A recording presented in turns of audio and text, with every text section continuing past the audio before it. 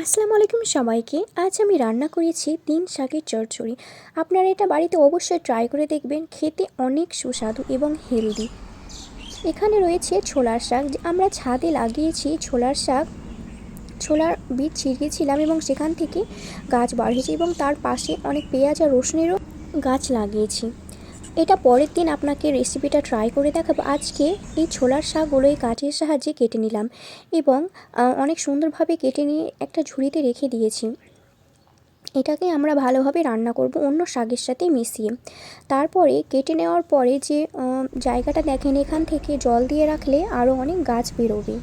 তারপরে কেটে নেব পালং শাক। এখানে আমাদের কলতলার পাশে এখানে কিছু গাছ লাগিয়েছি এবং সেখান থেকে এতগুলো পালং শাক বার হয়েছে, যেগুলো প্রায় আমরা রান্না করার জন্য কাটি এবং সেখান থেকে আবার নতুন করে শাক বেরোয়। তো আজকে সেটা আমি কেটে নিয়েছি এই পালং শাকগুলো এবং একটা ঝুড়িতে রেখে নিয়েছি।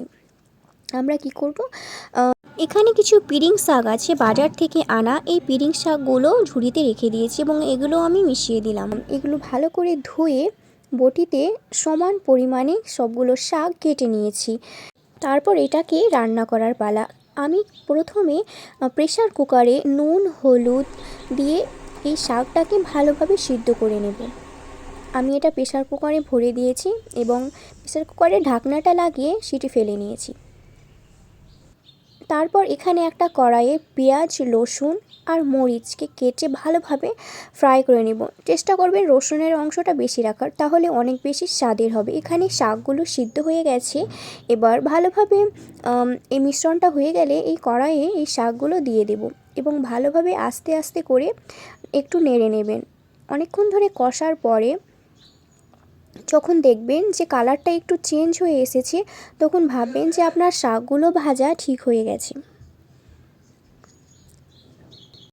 এই তো হয়ে গেছে আমাদের শাক রান্না। এবার এটিকে আমি একটা বাটিতে রেখে নিলাম। গরম ভাতের সঙ্গে খেতে জাস্ট লাগবে। আপনারা বাড়িতে অবশ্যই ট্রাই করবেন। আর যদি আমার ভিডিওটি ভালো লেগে থাকে তাহলে লাইক শেয়ার এবং সাবস্ক্রাইব অবশ্যই করবেন। আসছি পরের ভিডিওতে।